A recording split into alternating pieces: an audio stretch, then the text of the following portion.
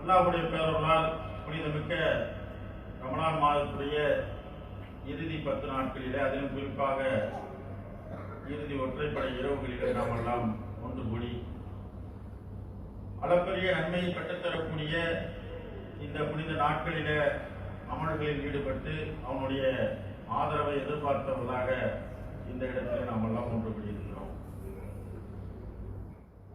எந்த தந்தையுடைய உயிரணுவில் உருவாக வேண்டும், எந்த தாயுடைய கருவறையில் கருவாக வேண்டும், எந்த மண்ணிலே பிறக்க வேண்டும், எந்த மண்ணிலே வாழ வேண்டும், எந்த மண்ணிலே மரணிக்க வேண்டும் என்று தீர்மானிக்கக்கூடிய எல்லாம் வல்ல இறைவன் ஒரு ஆண்டுகளுக்கு பின்னால் மீண்டும் உங்களை எல்லாம் சந்திக்கக்கூடிய வாய்ப்பினை நினைத்ததற்காக அந்த எல்லாம் வல்ல இறைவனுக்கு மீண்டும் ஒரு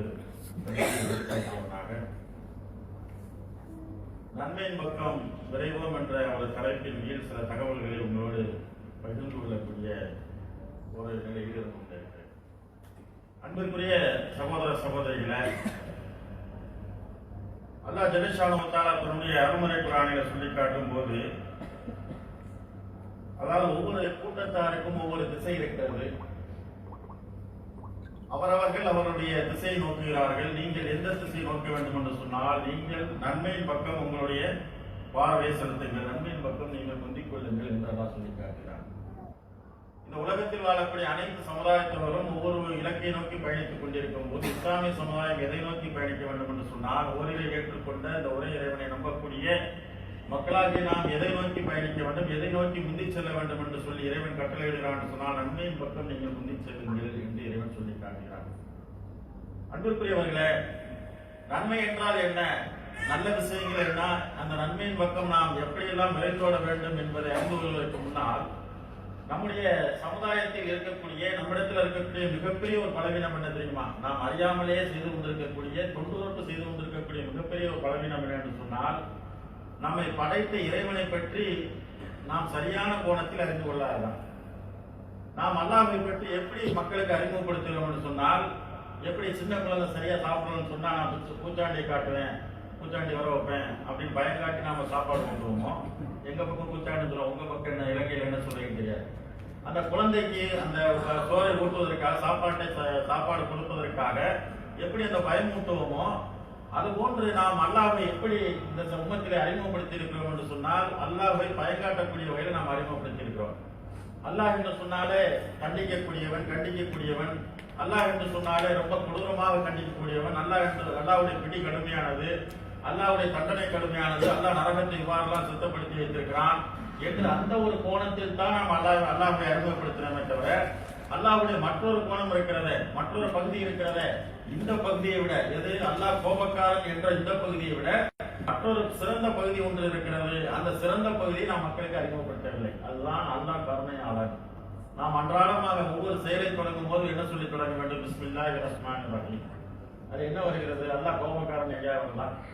அல்ல, நம்ம எந்த சின்ன செயலை தொடங்குவதாக இருந்தாலும் சரி, நம்ம என்ன சொல்லுவோம்? பிஸ்மில்லாஹிர் ரஹ்மானிர் ரஹீம் என்று சொல்றேன். அது எந்த இடத்திலாவது அந்த வார்த்தையில அல்லாஹ் கோபக்காரன் அவனுடைய பெயரால் தொடங்குகிறேன் என்று வருகிறதா? அர் ரஹ்மான் அவன் அருளாளன், அர் ரஹீம் அவன் அன்புடையவன் என்றுதான் வருகிறது. அந்த அர் ரஹ்மான் அருளாளன் பெயரால், அந்த அர் ரஹீம் அன்புடையவன் பெயரால் நான் இதை தொடங்குகிறேன் என்றுதான் இறைவன் நம்முடைய ஒவ்வொரு காரியத்தையும் தொடங்க சொல்றானே தவிர, அல்லாஹ் கோபக்காரனாகி அல்லாஹ்வின் பெயரால், கடுமையாக கண்டிக்கக்கூடியவன் அல்லாஹ்வின் பெயரால் அப்படின்னு அல்லாஹ் சொல்லல. அப்ப நாம் அல்லாஹ்வை எப்படி பார்க்கிறோம் என்று சொன்னால், அல்லாஹ்வை ஒரு கோணத்தில் பார்க்கிறோம், மறுகோணத்தில் பார்க்க தவறிவிட்டோம். அல்லாஹ்வை பொறுத்தவரையில இந்த அதாவது இந்த அவனுடைய அடியார்கள் மீது அல்லாஹ் அவன் படைத்த ஆதமுடைய மக்களாகிய உலகம் அழியக்கூடிய காலம் வரை தோன்றக்கூடிய அனைத்து மக்களின் மீது அல்லாஹ் எப்படிப்பட்ட ஒரு அருளாளர் என்று சொன்னால், எப்படிப்பட்ட அன்புடையவன் என்று சொன்னால், அவனுடைய அன்பு என்பது தாயுடைய அன்பை விட 70 மடங்கு மேலானது. தாயுடைய அன்பை விட நம்முடைய ஒரு தாய் இருக்கான்னு சொன்னால், அதாவது தந்தையுடைய அன்பை காட்டிலும் தாயுடைய அன்பு மேலானது. அந்த தாயுடைய அன்பு இருக்கிறது, அதுக்கு ஈடாக இந்த உலகத்தில் எந்த ஒரு அன்பும் கிடையாது. யார் வேணாலும் வரலாம், நம்முடைய வாழ்க்கையில் 1000 பேர் மனைவி வரலாம், வேறு யார் வேணாலும் நம்முடைய வாழ்க்கையில் நாம் சந்திக்கக்கூடியவர்கள் இருக்கலாம். ஆனால் அந்த தாயுடைய இடத்தை யாரும் ஈடுகட்ட முடியாது. அப்படிப்பட்ட ஒரு அன்பு, கலப்படமற்ற ஒரு அன்பு என்று சொன்னால், உலகத்திலே கலப்படமற்ற அன்பு என்று சொன்னால் தாயுடைய அன்பு மட்டும்தான். மற்ற எல்லா அன்புகளும் கலப்படம் இருக்கும், மற்ற அன்புகளில் எதிர்பார்ப்புகள் இருக்கும். தாயுடைய அன்பில் மட்டும்தான் எந்த ஒரு எதிர்பார்ப்பும் இருக்காது. காரணம், அந்த தாய் தன்னுடைய வயிற்றில் தன்னுடைய ரத்தத்தை பாலாக தந்து அந்த 10 மாதங்கள் சுமந்து அந்த பெற்றெடுத்த அந்த மகிமை அந்த தாய்க்கு தான் தெரியும். எப்படி வந்து தன்னுடைய குழந்தை மீது அந்த தாய் அன்பு செலுத்துவாளோ அதை விட 70 மடங்கு என்று சொன்னார். கணக்கிட்டு பாருங்க, ஒரு தாயை செலுத்தக்கூடிய அன்பு நம்மால் திக்குமுக்காடு என்று சொன்னால் அதை விட 70 மடங்கு அன்பு செலுத்தக்கூடிய இறைவனை பற்றி நான் எப்படி விளங்கி சொல்லணும்னா அவன் தண்டிக்கக்கூடியவன். இந்த ஒரு பார்வை தான். ரசூலுல்லாஹி ஸல்லல்லாஹு அலைஹி வஸல்லம் அவர்களுடைய அந்த வாழ்க்கையை நாம் எடுத்து பார்க்கும்போது ஹவாஸின் குலத்தைச் சேர்ந்த ஒரு பெண்மணி, அதாவது ஹவாஸின் குலத்தைச் சேர்ந்த கைதிகள் கொண்டு வரப்படுறாங்க. கைதிகள் கொண்டு வரப்படும் போது அதுல ஒரு பெண்மணியும் இருக்கிறார். அந்த கைதிகளில் ஒருவராக ஒரு பெண்மணி இருக்கிறார்.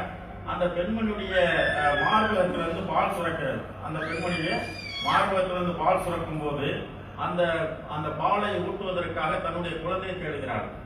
தான் பெற்றெடுத்த குழந்தையை தேடுகிறார். அது கிடைக்கவில்லை என்று சொன்ன உடனே கைதிகளில் எந்த குழந்தை இருந்தாலும் சரி அந்த குழந்தையை எடுத்து பால் ஊட்டக்கூடியவர்களாக அந்த பெண் மாறிவிடுகிறார். அப்ப இதை பார்க்கும்போது ரசூலுல்லாஹி ஸல்லல்லாஹு அலைஹி வஸல்லம் அவர்கள் தன்னுடைய தோழர்களிடத்தை கேட்கிறார்கள், இந்த தாய் வந்து பாலூட்டி கொண்டிருக்கிறாள, இந்த குழந்தையை அவள் நெருப்பில் தூக்கி வீசுவதற்கு சம்மதிப்பாளா? அல்லாஹ்வுடைய தூதரவர் தன்னுடைய தோழர்களிடத்தை கேட்கிறார்கள், இந்த பாலூட்டி கொண்டிருக்கக்கூடிய இந்த தாய் இந்த குழந்தையை அவளுக்கு மடியில வைத்து பாலூட்டி கொண்டிருக்கக்கூடிய இந்த குழந்தையை நெருப்பில் தூக்கி வீசுவதற்கு அந்த தாய் சம்மதிப்பாளா கேட்க உடனே அல்லாஹ்வுடைய தூதரிடத்துல சஹாபா பெருமக்கள் என்ன பதில் சொன்னாங்கன்னா, நிச்சயமாக இல்லை, நிச்சயமாக அப்படியெல்லாம் செய்ய மாட்டாள் அந்த தாய். ஏன்னு சொன்னா தன்னுடைய குழந்தை தேடி பரிதவித்து எந்த குழந்தை கிடைக்கிறதோ அந்த குழந்தை பாலூட்டி கொண்டிருக்கக்கூடிய இந்த தாய் அந்த குழந்தை நெருப்பில் விடுவதற்கு ஒருபோதும் சம்மதிக்க மாட்டாள் என்று அந்த அருமை தோழர்கள் சொன்ன உடனே ரசூலுல்லாஹி ஸல்லல்லாஹு அலைஹி வஸல்லம் அவர்கள் அந்த நேரத்தில் சொல்லி காட்டுகிறார்கள், இந்த குழந்தை மீது இந்த தாய் வைத்திருக்கக்கூடிய பிரியத்தை விட, இந்த குழந்தை மீது இந்த தாய் வைத்திருக்கக்கூடிய அன்பை விட அல்லாஹ் 70 மடங்கு மேலாக தன்னுடைய அடியார் மீது அன்பு செலுத்துகிறான் என்று ரசூலுல்லாஹி ஸல்லல்லாஹு அலைஹி வஸல்லம் சொல்லி காட்டுறான்னு சொன்னா, அப்ப நாம் அல்லாஹ்வை எப்படி பார்க்க வேண்டும் என்று சொன்னால் அல்லாஹ்வை முதலில் அன்புடையவனாக நாம் பார்க்க வேண்டும். அல்லாஹ்வை இரக்கமுடையவனாக நாம் முதலில் பார்க்க வேண்டும். அல்லாஹ்வை முதலாவது கருணையுடையவனாக நாம் பார்க்க வேண்டும். அல்லாஹ் அனைத்தையும் மன்னிக்கக்கூடியவன் என்று பார்க்க வேண்டும். அல்லாஹ் அடியாருடைய பாவங்கள் அனைத்தையும் மன்னித்து இரக்கம் காட்டக்கூடியவன் என்று பார்க்க வேண்டும். அதற்கு பின்புதான் நாம் அந்த எல்லையை கடந்து செல்லும் போது, நாம் வரம்பு மீறும் போது, ஒரு கட்டத்தை நாம் தாண்டி செல்லும் போது எப்படி வந்து பெற்றோர்கள் தன்னுடைய பிள்ளையை கண்டிப்பார்களோ, இந்த சமுதாயத்தில் தன்னுடைய பிள்ளையை ஆண்டோர்கள் சபையில சான்றோர்கள் சபையில கண்ணியமாக வாழ வேண்டும் என்று பெற்றோர் எப்படி விரும்புவார்களோ, அதே போன்று நாம் ஒரு கட்டத்தில் வரம்பு மீறி செல்லும் போதுதான் இறைவன் நம்மை பிடித்து கடுமையாக கண்டிக்க நாடுகிறானே தவிர அவனுடைய ஆரம்ப நோக்கம் என்பது மன்னிப்பு தான். அல்லாஹ் வந்து ரசூலுல்லாஹி ஸல்லல்லாஹு அலைஹி வஸல்லம் அவர் சொல்லி காட்டுகிறார். என்ன சொல்றாங்கன்னா, அல்லாஹ் வந்து படைப்பினங்களை படைத்து முடித்த உடனே, உலக மாந்தர்கள் அனைவரையும் படைப்பிடங்கள் உலகத்துக்கு தேவையான அத்தனை வஸ்துக்களையும் படைத்து முடித்த உடனே, வானம் பூமி அனைத்தையும் படைத்து முடித்து, இந்த இரண்டுக்கும் தேவையான அனைத்து வஸ்துக்களையும் படைத்து முடித்து, இந்த மனிதன் பூமியில வாழ்வதற்கு தேவையான அனைத்து வசதிகளையும் படைத்து முடித்து, இறைவன் இறுதியாக தன்னுடைய அரசின் மீதாக எழுதி கொண்டான். என்ன எழுதி கொண்டான்? என்னுடைய கோபத்தை என்னுடைய கருணை மிஞ்சி விட்டது, என்னுடைய கோபத்தை என்னுடைய கருணை மிஞ்சி விட்டு என்று எழுதினானே தவிர என்னுடைய கருணையை என்னுடைய கோபம் மிஞ்சி விட்டு என்று எழுதவில்லை. எனவே இறைவன் கருணையாளர் என்பதை முதலாவதாக நம்முடைய உள்ளத்திலே ஆணித்தரமாக நாம் பதிவு செய்து கொள்ள வேண்டும். அன்புக்குரியவர்களே, இப்போது நாம் அந்த தலைப்புக்குள் போவோம். என்னன்னு சொன்னா, எதுக்காக இந்த முதலாவது இறைவனை பற்றி அறிமுகப்படுத்துகிறோம் என்று சொன்னால், அல்லாஹ் வந்து நன்மை அள்ளித்தருவதில் ஆசைப்படுகிறானே தவிர ஒருபோதும் நம்மை தண்டிப்பதில் அவன் ஆசைப்படுவதல்ல என்பதை நாம் முதலாவது புரிந்து கொள்ள வேண்டும் என்பதற்காகத்தான். அன்புக்குரியவர்களே, நாம் வந்து எதன் பக்கம் முந்தி செல்ல வேண்டும் என்று இறைவன் சொல்லி காட்டுறார், நன்மையின் பக்கம் முந்தி செல்ல வேண்டும் என்று சொல்லி காட்டுகிறார். அந்த நன்மை என்றால் என்ன? நாம் என்ன நினைத்துக் கொண்டிருக்கிற நன்மை என்று சொன்னால், நாம் பிரதானமாக பொருளாக நாம் கடைபிடித்து வரக்கூடிய தொழுகை, நோன்பு, ஜக்காத்து, ஹஜ், இது போன்ற பிரதானமான காரியங்கள் இருக்கிறது, பிரதானமான அமல்கள் இருக்கிறது. இது மாத்திரம்தான் நன்மைக்குரிய காரியம் என்று நாம் எண்ணிக்கொண்டிருக்கிறோம். ஆனால் உண்மையிலேயே இஸ்லாம் போன்ற ஒரு இலகுவான மார்க்கம் உலக அளவில் எங்குமே இருக்காது. உண்மையிலே ஒரே ஒரு மார்க்கம் தான் மார்க்கம் என்றால் இஸ்லாமிய மார்க்கம் தான். ஆனால் பிற சித்தாந்தங்களில் எடுத்து பார்த்தால் கூட இது போன்று பார்க்க முடியாதவர்களுக்கு ஒரு மனிதனுடைய அன்றாட வாழ்க்கையை அமலாக சொல்லக்கூடிய, அன்றாட வாழ்க்கையை ஒவ்வொரு அசைவையும் நன்மையாக மாற்றக்கூடிய ஒரே மார்க்கம் இஸ்லாமிய மார்க்கம் தான். ஒருவன் காலையில் எழுவது முதல் இரவு தூங்க செல்வது வரை அவன் அல்லாஹ்வும் அவனுடைய தூதரும் எப்படியெல்லாம் வழிகாட்டி இருக்கிறார்கள் அந்த அடிப்படையில் தன்னுடைய ஒவ்வொரு அசையும் அமைத்துக் கொள்ளும் போது அவனுடைய அனைத்து உலக செயல்பாடுகள் கூட நன்மையாக மாறிவிடுகிறது.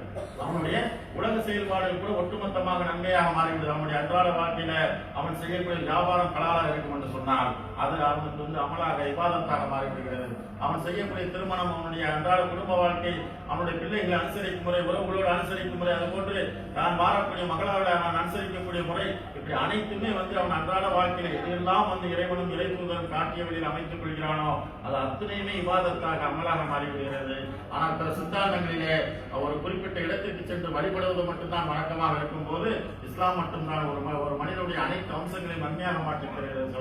அன்புக்குரியவர்களே, அதே போன்று ரசூலுல்லாஹி ஸல்லல்லாஹு அலைஹி வஸல்லம் அவர்கள் சொன்னார்கள், குல்லு மாரூஃபின் சதக்கா, குல்லு மாரூஃபின் சதக்கா, எல்லா நல்லறங்களுமே நன்மைதான் என்று சொல்றாங்க. எல்லா நல்லறங்களும் எதுவெல்லாம் நல்லதாக இருக்குமோ அனைத்தும் நல்லதுதான், நன்மையான விஷயங்கள் தான். இஸ்லாத்துல எதுவும் இது தவிர்க்கப்பட வேண்டியது, இது நன்மைக்குரியது அல்ல என்று சொல்ல முடியாது. எல்லா நல்லறங்களுமே சதக்கா தான். இந்த அளவுக்கு என்று சொன்னால் ரசூலுல்லாஹி ஸல்லல்லாஹு அலைஹி வஸல்லம் சொல்றாங்க, உங்களுடைய சகோதரை பார்த்து நீங்கள் புன்முறுவல் பூத்தால், உங்களுடைய சகோதரை இன்முகத்தோடு வரவேற்றால், உங்களுடைய சகோதரை ஆடத்தலை வரவேற்றக்கூடிய அந்த முகத்துல மகிழ்ச்சியோடு வரவேற்கக்கூடிய விஷயம் இருக்கிறத, இதுக்கு ஏதாவது செலவு பண்றோமா? ஒரு சகோதரை பார்த்து சிரிச்சோம் சொன்னா, அவரை பார்த்து இன்பத்தோடு நாம் அணிகிறோம் என்று சொன்னால், மகிழ்ச்சியான மனநிலையோடு அவரை எதிர்கொண்டோம் என்று சொன்னால், அவரை ஆதரத்தையும் வரவேற்கும் என்று சொன்னால், இதற்கு எந்த காசு செலவு பண்ண வேண்டியது. ஆனால் இதுவும் நன்மைதான், இதுவும் சதக்கா என்று சொல்றாங்க. அப்ப நாம் நன்மை என்று என்ன எண்ணிக்கொண்டிருக்கோம் என்று சொன்னால், பெரிய ஒரு நேரத்தை ஒதுக்கி பெரிய ஒரு பொருட்செலவை நாம் செய்யக்கூடிய காரியங்கள் தான் நன்மை என்று நாம் விளங்கிக் கொண்டிருக்கிறோம். ஆனால் சாதாரண ஒரு சின்ன புன்னகை சிரித்து வாழ வேண்டும் என்று சொன்னால், அந்த சிரிப்பை கூட இஸ்லாம் நன்மையாக தர்மமாக மாற்றி இருக்கிறது என்பதை நாம் புரிந்து கொள்ள வேண்டும். ஆனா இந்த என்னன்னு சொன்னா, நம்முடைய உடன்பிறந்த சகோதரர்கள் நம்ம வீட்டுக்கு வந்தா கூட வந்துட்டாங்க மாதிரி நம்ம நிலைமை இருக்கு.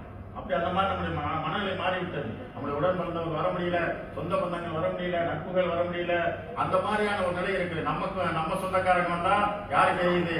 மனைவிக்கு ஒரு பக்கம் பார்த்துக்கிட்டு தெரியுது. மனைவி சொந்தக்காரங்க வந்தா நமக்கு கஷ்டமா இருக்கு. இப்படி எல்லாம் இருக்கிறோம். ஆனால் யாராக இருந்தாலும் சரி, நம்மை தேடி வருவார்கள் என்று சொன்னால், நாடி வருவார்கள் என்று சொன்னால், அவர்கள் இஸ்லாம் என்ற ஒரு குடையில் வாழக்கூடிய சகோதரர்கள் யாராக இருந்தாலும் சரி, அறிமுகமே இல்லாத ஒருவராக இருந்தாலும் சரி, அவர்கள் இன்முகத்தோடு வரவேற்றும் என்று சொன்னால் அதுவும் நன்மையாக மாறிவிடுகிறது. அந்த மாதிரி ரசூலுல்லாஹி ஸல்லல்லாஹு அலைஹி வஸல்லம் அவர்கள் சொல்லி காட்டுறாங்க.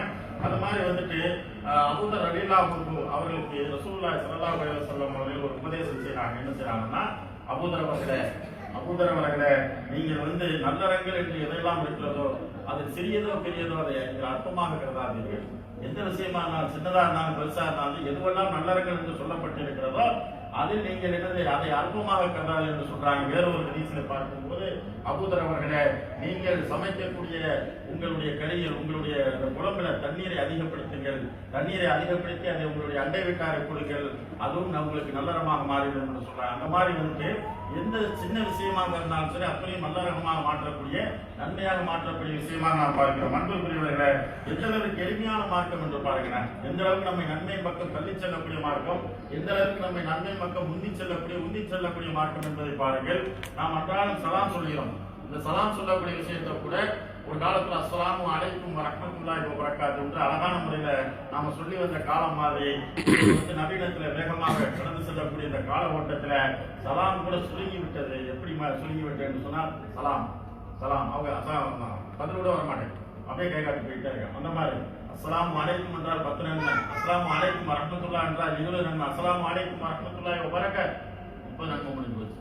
ஒரு சின்ன நேரத்துல ஒரு அரை நிமிடத்தில் கிடைக்கக்கூடிய நன்மை 30 நன்மை.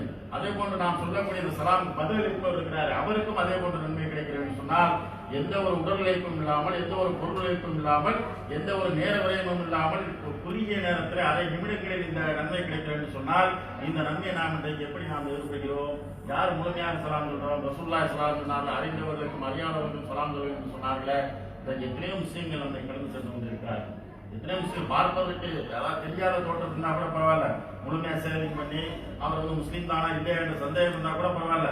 ஆனாலும் கூட முஸ்லீம் என்ற அடையாளத்தோடு ஒருவர் நம்மை கடந்து சென்றால் கூட, அவர் அறிந்தவராக இருந்தால், நமக்கு தெரிந்தவராக இருந்தால், அப்போதுதான் நம்ம சலாம் சொல்றோமே தவிர, இல்லைன்னு சொன்னா நம்ம வாட்ட போயிட்டே இருப்போம். அல்லது அவங்க சலாம் சொன்னா கூட நம்ம காலை விழுந்தால் இதை மாதிரி போயிட்டு இது போன்ற விஷயங்களை தெரிந்து கொண்டோம். சின்ன நேரத்துல சின்ன செயலில சின்ன வார்த்தையில் கூட இஸ்லாம் நன்மையாக மாற்றி இருக்கிறது. அதுதான் இந்த சலாம் என்பது அதுல ஒரு பிரதானமான விஷயமாக இருக்கிறது. அதே போன்று ரசூலுல்லாஹி ஸல்லல்லாஹு அலைஹி வஸல்லம் இடத்துல அபூதர் கிஃபாரி ரலியல்லாஹு அன்ஹு அவர்கள் கேட்கிறாங்க, அல்லாஹ்வுடைய தூதர் அவர்களே, நல்லறங்கள் என்றால் என்ன, நற்செயல்கள் என்றால் என்ன அப்படின்னு கேட்கும்போது ரசூலுல்லாஹி ஸல்லல்லாஹு அலைஹி வஸல்லம் சொல்லி காட்டுறாங்க. என்ன சொல்றாங்கன்னா, அல்லாஹ்வின் மீது ஈமான் கொள்ள வேண்டும். நல்லறங்கள் என்றால், நற்செயல்கள் என்றால் அல்லாஹ்வின் மீது ஈமான் கொள்ள வேண்டும் என்று சொல்றாங்க. அதே போன்று அல்லாஹ்வுடைய பாதையில் அறப்போர் செய்ய வேண்டும் என்று இதுதான் நல்லறங்கள் என்று சொல்றாங்க. அடுத்து அபூதர் கிஃபாரி அவர்கள் கேட்கிறாங்க, அல்லாஹ்வுடைய தூதர் அவர்களே, அடிமையை நான் எப்படிப்பட்ட அடிமையை விடுதலை செய்ய வேண்டும் அப்படின்னு கேட்கிறான். அடிமையில நான் எப்படிப்பட்ட அடிமையை விடுதலை செய்ய வேண்டும் என்று கேட்கும்போது ரசூலுல்லாஹி ஸல்லல்லாஹு அலைஹி வஸல்லம் சொல்றாங்க, எந்த அடிமை தன்னுடைய எஜமானத்தில் பெருமதி உள்ளவராக இருப்பார், எந்த ஒரு அடிமை தன்னுடைய எஜமானத்தில் பெருமதி உள்ள ஒரு அடிமையாக இருப்பாரோ அப்படிப்பட்ட ஒரு அடிமை விடுதலை செய்வதுதான் சிறந்தது என்று ரசூலுல்லாஹி ஸல்லல்லாஹு அலைஹி வஸல்லம் சொல்லி காட்டுறாங்க. அதே போன்று அபூதர் அவர்கள் திரும்ப கேட்கிறாங்க, அல்லாஹ்வுடைய தூதர் அவர்களே, அந்த அடிமை விடுதலை செய்யக்கூடிய சக்தி என்னிடத்தில் இல்லை என்று சொன்னால், ஒரு அடிமை விடுதலை செய்யக்கூடிய ஆற்றலை என்னிடத்தில் இல்லை என்று சொன்னால் நான் என்ன செய்ய வேண்டும் என்று கேட்கும்போது ரசூலுல்லாஹி ஸல்லல்லாஹு அலைஹி வஸல்லம் கேட்கிறாங்க, தொழில் செய்பவர்களுக்கு நீங்கள் உதவி செய்யுங்கள், ஒருவர் தொழில் தொடங்குவதற்கு நீங்கள் உதவி செய்யுங்கள் அப்படின்னு சொன்னாங்க. அப்ப அபூதர் அவர்கள் மறுபடியும் கேட்கிறாங்க, அல்லாஹ்வுடைய தூதர், அதற்கு எனக்கு சக்தி பெறவில்லை என்றால் என்ன செய்ய வேண்டும் என்று கேட்கும்போது, வேலை இல்லாதவருக்கு நீங்கள் வேலை கொடுத்து உதவுங்கள். அடுத்து சொல்றாங்க, ஒருத்தர் தொழில் செய்வதற்கு உதவுங்க, அதுக்கு சக்தி இல்லை என்று கேட்கும்போது வேலை இல்லாதவருக்கு வேலை கொடுத்து உதவுங்க என்று சொல்றாங்க. அதற்கு பின்னாடி அபூதர் அவர்கள் கேட்கிறாங்க, அல்லாஹ்வுடைய தூதர் அவர்கள், இது போன்ற சின்ன சின்ன விஷயத்தை கூட என்னால் செய்ய முடியவில்லை சொன்னா, நீங்க சொல்லக்கூடிய இந்த விஷயத்தை கூட என்னால் செய்ய முடியவில்லை என்று சொன்னால் நான் என்ன செய்வது அப்படின்னு கேட்கும்போது ரசூலுல்லாஹி ஸல்லல்லாஹு அலைஹி வஸல்லம் அவர்கள் சொல்றாங்க, மக்களுக்கு இடையூறு செய்யாமல் இருக்கு. இதெல்லாம் செய்யாட்டா கூட மக்களுக்கு நீங்கள் தீங்கு செய்யாமல் இருங்கள், அதுபோன்று மக்களுக்கு நன்மை ஏறிக்கொண்டிருங்கள், மக்களுக்கு தீங்கு செய்யாமல் இருங்கள், இது உங்களுக்கு நீங்களே செய்து கொள்ளக்கூடிய நல்லறம் என்று ரசூலுல்லாஹி ஸல்லல்லாஹு அலைஹி வஸல்லம் சொல்றாங்கன்னா, அப்ப இதை நம்ம சிந்தித்து பார்க்க வேண்டும். அதாவது எந்த அளவுக்கு முடியுமோ அந்த அளவுக்கு முதலில் பெரிய அளவில் நாம் தொடங்க வேண்டும். நன்மை செய்யக்கூடிய விஷயத்துல, நல்லறங்கள் விஷயத்துல பெரிய விஷயங்கள் என்று எதெல்லாம் இருக்கிறதோ அதை செய்வதற்கு நாம் முயற்சிக்க வேண்டும். அவ்வாறு முயற்சிக்கும் போது நம்மால் இயலவில்லை என்று சொன்னால், அதற்கு சக்தி பெறவில்லை என்று சொன்னால், அது பொருளால முடியவில்லை என்று சொன்னால், இறுதி கட்டமாக என்ன இருக்க வேண்டும் சொன்னால், மக்களுக்கு இடையூறு செய்யாமல் இருக்க வேண்டும், மக்களுக்கு தீங்கிழைக்காமல் இருக்க வேண்டும். ஆனால் மக்களுக்கு இடையூறு செய்வதுதான் இன்றைக்கு நம்முடைய அன்றாட பணியாக இருக்கிறது. நாம் வசிக்கக்கூடிய வீடுகளில் நமக்கு அக்கம் பக்கத்தில் உள்ளவர்களுக்கு எத்தனை இடையூறுகள் நம்மால் வந்து கொண்டிருக்கிறது. அதாவது பக்கத்தில் உள்ளவங்க நம்ம எப்படி இருக்கிறாங்க நான் பார்க்க, நோய்வாய்ப்பட்டவர்கள் இருப்பார்கள், வயோதிகர்கள் இருப்பார்கள், ஆனால் அதையெல்லாம் பார்ப்பதில்லை. அவர்களுக்கு இடையூறு தரக்கூடிய வகையில் நம்முடைய சத்தங்களை உயர்த்துவது, தொல்லைகளை தருவது, அது போன்ற எல்லை மீறிய பிரச்சனைகளை ஏற்படுத்துவது, இது போன்ற தொல்லைகள் நிறைய நடந்து கொண்டிருக்கிறத இதையெல்லாம் நம்ம என்ன சொன்னால் தவிர்த்து கொண்டோம் என்று சொன்னால் இதுவே ஒரு நல்லறமாக மாறிவிடுகிறது என்பதை ரசூலுல்லாஹி ஸல்லல்லாஹு அலைஹி வஸல்லம் சொல்லி காட்டக்கூடிய விஷயத்தை பார்க்கிறோம். அதே போன்று அல்லாஹ்வுடைய திருத்தூதர் ரசூலுல்லாஹி ஸல்லல்லாஹு அலைஹி வஸல்லம் கொண்டு வந்த இந்த அழகான மார்க்கத்தில் எந்த அளவுக்கு அல்லாஹ் இலகுவான முறையில் நன்மை நமக்கு தருகிறான்னு சொன்னால், நீங்கள் உள்ளத்தில் நினைத்தாலே நன்மை தான்.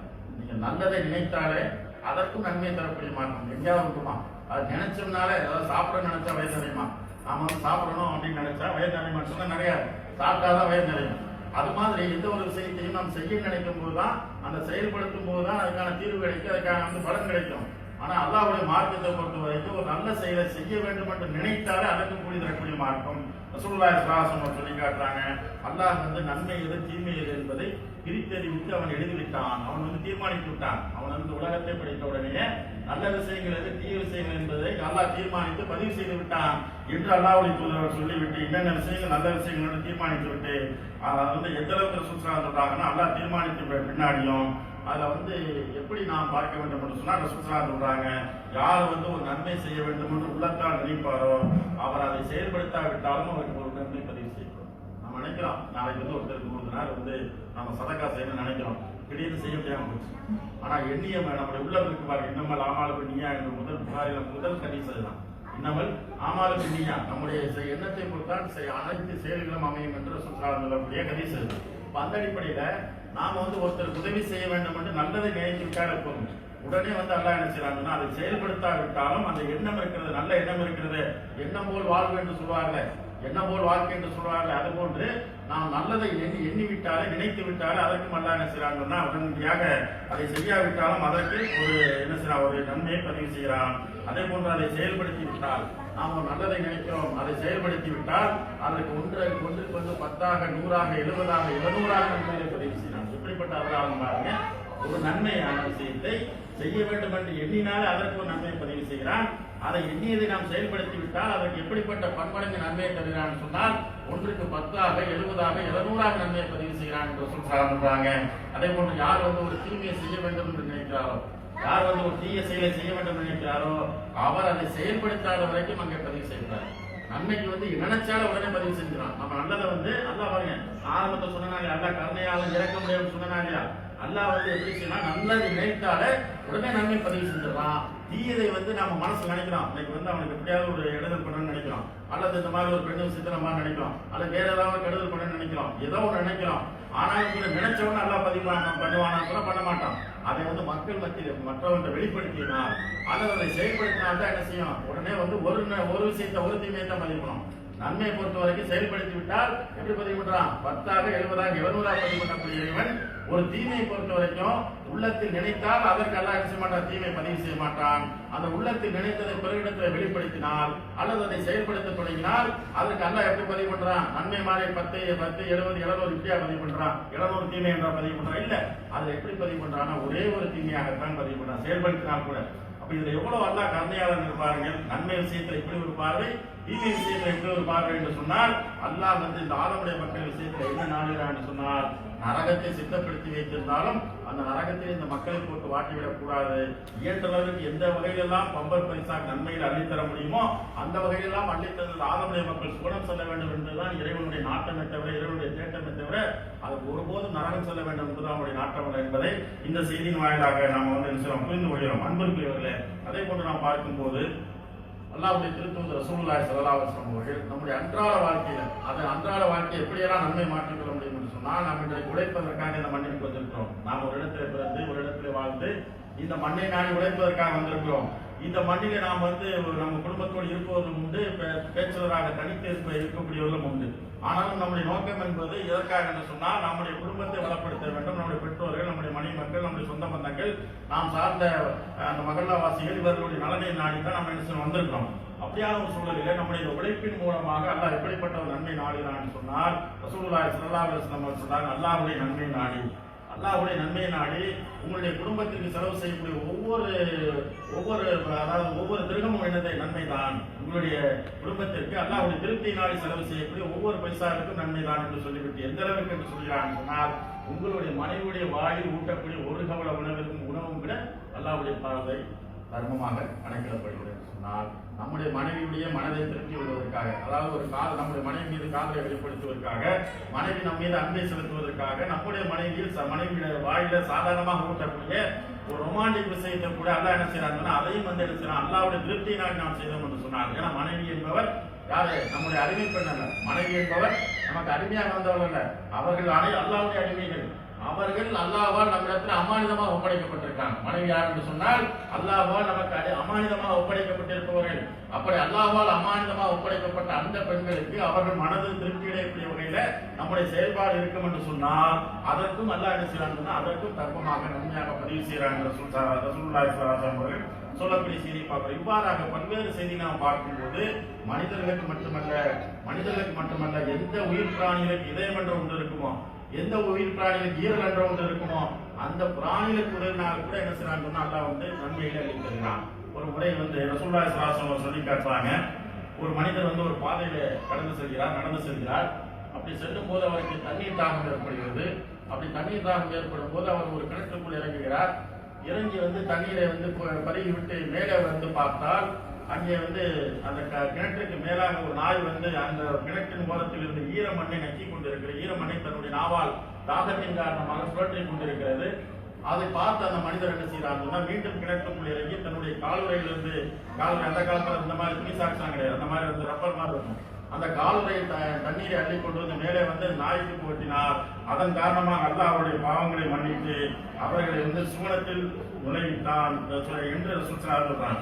அந்த மனிதர் என்ன ஆயிட்டாங்க, நமக்கு எப்படி தாகம் ஏற்பட்டதோ அதுபோன்று இந்த பிராணிக்கும் தாகம் ஏற்பட்டது என்று உணர்ந்து ஒரு நல்ல எண்ணத்தோடு ஒரு இலக்கிய மனதோடு அந்த காரியத்தை செய்த காரணத்தினால் அல்லாஹ் அவருடைய பாவங்களை மன்னித்து அவருடைய சுவனத்தில் நுழைவித்தார் என்று சொல்றாங்க. உடனே சஹாபாக்கள் மக்கள் கேட்கிறாங்க, அல்லாஹ்வுடைய தூதரவர்களே, மிருகங்களுக்கு உதவக்கூடிய விஷயத்திலுமா அல்லாஹ் நன்மையை தருவான், மிருகங்களுக்கு உதவக்கூடிய விஷயத்திலுமா அல்லாஹ் நன்மையை தருவான், அதுக்கமா மறுபடியும் நல்ல பலன் கிடைக்கும் அப்படின்னு கேட்கும்போது ரசூலுல்லாஹி ஸல்லல்லாஹு அலைஹி வஸல்லம் சொன்னாங்க, உயிருடைய ஒவ்வொரு பிராணியுடைய விஷயத்திலும் நாம் அதற்கு உதவும் பட்சத்தில் அல்லாஹ் நிச்சயமாக நல்ல பலன்களை தருவான் என்று அல்லாஹ்வுடைய தூதர் அவர்கள் சொல்லி காட்டுறாங்க. அப்போ நாம மனிதர்கள் மட்டுமல்ல, நம்மோடு வாழக்கூடிய சக உயிரினங்களையும் நாம் கவனத்தில் கொள்ள வேண்டும். அதாவது வேட்டையாடக்கூடிய விஷயத்துல மார்க்கம் அனுமதிச்சிருக்கு, அதே நேரத்தில் வேட்டையாடுவதற்கு கூட கூடுதல் கவனம் செலுத்த வேண்டும். அதாவது பறவையை பார்த்த உடனே இந்த பறவை என்பது தாய் பறவையா இல்லையா என்பதை நாம் கவனத்தில் கொள்ள வேண்டும். இந்த பறவை என்பது தாய் பறவையா அல்லது சாதாரண பறவையா என்பதை நாம் பார்க்கும் போது ஓரளவு தெரிஞ்சுக்க முடியும். தாய்ப்புறவையாக இருக்கும் என்று சொன்னால் அந்த தாய்ப்புறை நாம் இயன்றவரை வேட்டையாடுவதை தவிர்க்க வேண்டும். காரணம், அந்த தாய்ப்புறை தன்னுடைய பிள்ளைகளுக்காக தன்னுடைய குஞ்சுக்காக இறை தேடி வந்திருக்கக்கூடிய நேரத்தில் நாம் வேட்டையாடுவோம் என்று சொன்னால் அங்கே தன்னால் சுயமாக இறை தேட முடியாத அந்த பச்சளம், அந்த குருவிகள், அந்த சின்னஞ்சிறிய குழந்தைகள், அதனுடைய பிள்ளைகள் மரணிக்க நேரிடும். எத்தனை விஷயங்கள் பார்க்கிறோமே. அப்ப அதில் கூட நாம் இரக்கம் காட்ட வேண்டும். அதே போன்று அது கால்நடையாக இருக்கட்டும், மற்ற எந்த ஜீவனாக இருந்தாலும் சரி, அதற்கு நாம் இரக்கம் காட்டினோம் என்று சொன்னால், அதற்கு நாம் நன்மை செய்தோம் என்று சொன்னால் அல்லாஹ் நமக்கு நன்மை தருகிறார் என்று ரசூலுல்லாஹி ஸல்லல்லாஹு அலைஹி வஸல்லம் சொல்லி காட்டுகிறார். அதே போன்று நாம் பார்க்கும்போது எந்த அளவுக்கு என்று சொன்னால் ரசூலுல்லாஹி ஸல்லல்லாஹு அலைஹி வஸல்லம் அவர்கள் ஒரு மூமியினுடைய விஷயத்தில் எதுவெல்லாம் நன்மையாக மாறுகிறது என்று சொல்லி காட்டுகிறார். ஒரு முஸ்லீமுடைய ஒரு மூமியினுடைய விஷயத்தில் எதுவெல்லாம் நன்மையாக மாறுகிறது என்று ஆச்சரியமாக சொல்லி காட்டும் போது அல்லாஹ்வுடைய தூதர் சொல்லி காட்டுறாங்க, ஒரு முஸ்லீம் ஒரு மரத்தை நட்டுகிறான், ஒரு மரத்தை நடுகிறான். அந்த மரம் வளர்ந்து நின்று அது நிழல் தந்தாலும் அவனுக்கு நன்மையாக மாறிவிடும். ஒரு மரம் நாம போறோம், நட்டு வைக்கிறோம், அந்த மரம் வளர்ந்து நிற்கிறது. அந்த மரத்தின் கீழாக யாரையும் இழைப்பாரினால் கூட அதுவும் என்னது நமக்கு நன்மையாக மாறிவிடும். எப்படி ஒரு பள்ளிவாயில் எழுப்புகிறோம், யாரோ ஒரு ஆள் எழுப்பியிருக்கக்கூடிய பள்ளிவாயில், இந்த பள்ளிவாயில் கியாமனால் வரைக்கும் யாரெல்லாம் கொள்கிறார்களோ அவருக்கு அந்த நன்மை போய் சேர்ந்து கொண்டே இருக்கும். யார் அந்த பள்ளியை நிர்மாணித்தார்களோ அவருக்கு நன்மை போய் சேர்ந்து கொண்டே இருக்கும். அதே போன்று ஒரு மூமின் ஒரு மரத்தை நட்டி, ஒரு முஸ்லீம் ஒரு மரத்தை நட்டு அந்த மரத்தின் கீழாக மனிதர்கள் இழப்பார்னாலும் சரி, கால்நடைகள் இழப்பார்னாலும் சரி, அதற்கும் நன்மை கிடைக்கும். அதே போன்று அந்த மரத்தினுடைய பலன்களை அனுபவித்தார். அதனுடைய பழங்களாகட்டும் அல்லது கிளைகளாகட்டும் அதனுடைய இலைகளாகட்டும் இதையெல்லாம் மனிதனோ அல்லது மிருகங்களோ அனுபவிப்பார் என்று சொன்னால் அதற்கும் அந்த மரத்தை நட்டியவர்களுக்கு நன்மை கிடைக்கும் என்று, தர்மம் செய்த நன்மை கிடைக்கும் என்று ரசூலுல்லாஹி ஸல்லல்லாஹு அலைஹி வஸல்லம் சொல்லி காட்டுறோம். நாம சாதாரணமாக நடக்கக்கூடிய ஒரு மரத்தின் கீழாக அந்த அளவுக்கு வந்தாலும் நன்மை தருகிறார் என்பதை நாம் பார்க்கிறோம். இந்த அளவுக்கு இன்னும் சொல்வதாக இருந்தால் நிறைய செய்திகள் இருக்கிறது. அதாவது சின்ன சின்ன விஷயங்கள் கூட மார்க்கெட்டில் எந்த அளவுக்கு பெரிய நன்மைகளை அடைந்தது என்று சொன்னால் ரசூலுல்லாஹி ஸல்லல்லாஹு அலைஹி வஸல்லம் சொல்லி காட்ட என்ன சொல்றாங்கன்னா, ஒரு மனிதர் ஒரு சாலையில் நடந்து சென்று கொண்டிருந்தார். அப்படி சென்று கொண்டிருக்கக்கூடிய நிலையில அந்த சாலையில மக்கள் நடப்பதற்கு இடைவெளியாக ஒரு மரக்கிளை ஒளிந்து கிடக்கிறது. மரக்கிளை ஒளிந்து கிடக்கிறது. அதை பார்த்து அந்த மனிதர் என்ன செய்யறாருன்னா அந்த கிளையை அப்புறப்படுத்துகிறார். அப்புறப்படுத்தின உடனே அல்லாஹ் ஜல்லஷானஹு தஆலா என்ன செய்யறான்னா அந்த மனிதரை அந்த செயலை அங்கீகரித்து அவருக்கு பாவ மன்னிப்பு வழங்கினான் என்று ரசூல் ஸல்லல்லாஹு அலைஹி வஸல்லம் சொல்லிவிட்டு, ஒரு முஸ்லிம் தன்னுடைய நடைபாதையில் ஒரு கல்லை அகற்றினாலும் சரி, உள்ளே அகற்றினாலும் சரி, அதற்கும் நன்மை கிடைக்கிறது என்று சொல்றாங்கன்னா இந்த புனிதமிக்க மாதத்தில் நாம் ஒன்று கூடியிருக்கிறோம். அல்லாஹ்வுடைய அடியார்களை எந்த அளவுக்கு சின்ன சின்ன விஷயமாக இருந்தாலும் சரி அதை இயன்றவரை நன்மையாக மாற்றக்கூடிய காரியங்கள் என்று எவையெல்லாம் அந்த மார்க்கம் சொல்லி இருக்கிறோம் அத்தனையும் நம்முடைய வாழ்க்கை கடைபிடித்தோம் என்று சொன்னால் நம்முடைய ஒவ்வொரு அசைவும் நன்மையாக மாறிவிடும். நம்முடைய ஒவ்வொரு அசைவும் நம்முடைய உடை பாவனைகள், நாம் உடை அணி இருந்தாலும் சரி, உடை அணிவதற்கும் இஸ்லாம் இப்படி சொல்லி இருக்கிறது. அது மாதிரி நடந்து சென்றால் இப்படி நடந்து செல்ல வேண்டும் என்று சொல்லி இருக்கிறது. படுத்தால் உட்கார்ந்தால் இப்படி இருக்க வேண்டும் என்று சொல்லி இருக்கிறது. வியாபாரம் செய்தால் இப்படி செய்ய வேண்டும் என்று சொல்லி இருக்கிறது. பிறரிடம் பேசினால் இப்படி பேச வேண்டும் என்று சொல்லி இருக்கிறது. பிறரோடு நாம் எப்படியெல்லாம் இணக்கமாக நடக்க வேண்டும் என்று சொல்லி இருக்கிறது. அனைத்து காரியங்களையும் நாம் இஸ்லாம் சொல்லக்கூடிய அடிப்படையில், இறைத்தூதர் சொல்லக்கூடிய அடிப்படையில் நாம் மாற்றிக்கொண்டால் அதுதான் நன்மையாக இருக்கும். எந்த அளவுக்கு சகாபா பெருமக்கள் நன்மையை முந்திக் கொள்ளக்கூடியவர்களாக இருந்தார்கள் சொன்னால், அன்றைக்கு ஏழை சகாபா பெருமக்கள் அல்லாஹ்வுடைய தூதரிடத்தில் ஒரு முறையிடுகிறார்கள். என்ன முறையிடுகிறான்னு சொன்னா, அல்லாஹ்வுடைய தூதர் அவர்களே, எங்களை விட வசதி படைத்த சகாபாக்கள், எங்களை விட வசதியில முந்தி இருக்கக்கூடிய வசதி படைத்த சகாபாக்கள் அவர் என்ன செய்யறாங்கன்னா அல்லாஹ்வுடைய பாதையில் அறப்போர் செய்கிறார்கள், ஹஜ் செய்கிறார்கள், உம்ரா செய்கிறார்கள். இப்படியான நன்மைகளில் எங்களை முந்தி சென்று விடுகிறார்கள் அப்படின்னு என்ன செய்யறாங்கன்னா சகாபா பெருமக்கள், ஏழை சகாபா பெருமக்கள் அல்லாஹ்வுடைய தூதரிடத்துல அந்த குறைபாட்டை சொல்றாங்க. நாம என்ன செய்வோம், அல்லாஹ்வுடைய தூதர் அந்த பாருங்க பணக்கார சகாபி வீடு கட்டிருக்காரு, பெரிய வீடு கட்டிருக்காரு, 4 கார் வாங்கியிருக்காரு, எனக்கு அந்த மாதிரி இல்லையா அப்படின்னு நாம சொல்லுவோம். ஆனா ரசூலுல்லாஹி ஸல்லல்லாஹு அலைஹி வஸல்லம் வாழ்க்கை அந்த அருமை தோழர்கள் எதில் போட்டி போட்டார்கள் பார்த்தீர்களா? நன்மையில் போட்டி போட்டார்கள். வசதி படைத்த சகாபாக்கள் தான தர்மங்கள் அதிகமா செய்யறாங்க, ஹஜ்ஜுக்கு போறாங்க, உம்ரா போறாங்க, அல்லாஹ்வுடைய பாதையில் அறப்போர் செய்யறாங்க. ஏழையாக இருக்கின்ற காரணத்தால் நாம் அப்படியான ஒரு அர்ப்பணியை செய்ய முடியவில்லை. இந்த விஷயத்தில் அந்த சகாபாக்கள் நன்மையில் நம்மை முந்தி விடுதலாக ஆளுக்கப்பட்டால் அல்லாஹ்வுடைய தூதரிடத்தில் குறைபட்டுக் கொண்ட போது அல்லாஹ்வுடைய தூதர் அவர்கள் சொன்னார்கள், நீங்கள் அவர்களை எட்டி பிடிக்க வேண்டுமா? நன்மையில் அவர்கள் முந்தி விட்டார் என்று வருத்தப்படுகிறீர்களா? நீங்கள் அவர்களை எட்டி பிடிக்க வேண்டுமா?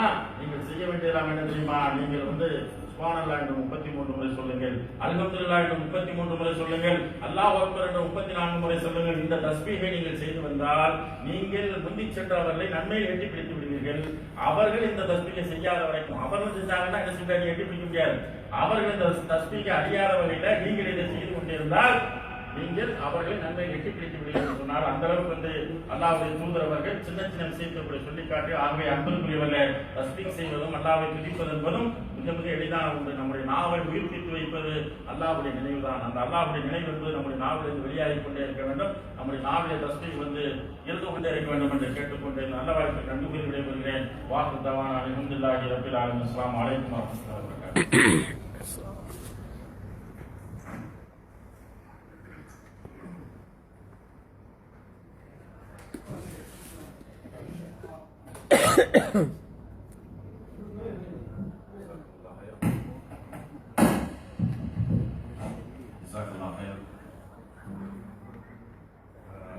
அல்ஹம்துலில்லாஹ், மிக சிறப்பான ஒரு மார்க்க பன்னியாசத்துக்கு நாங்கள் செயல்படுத்தோம். பரவலாக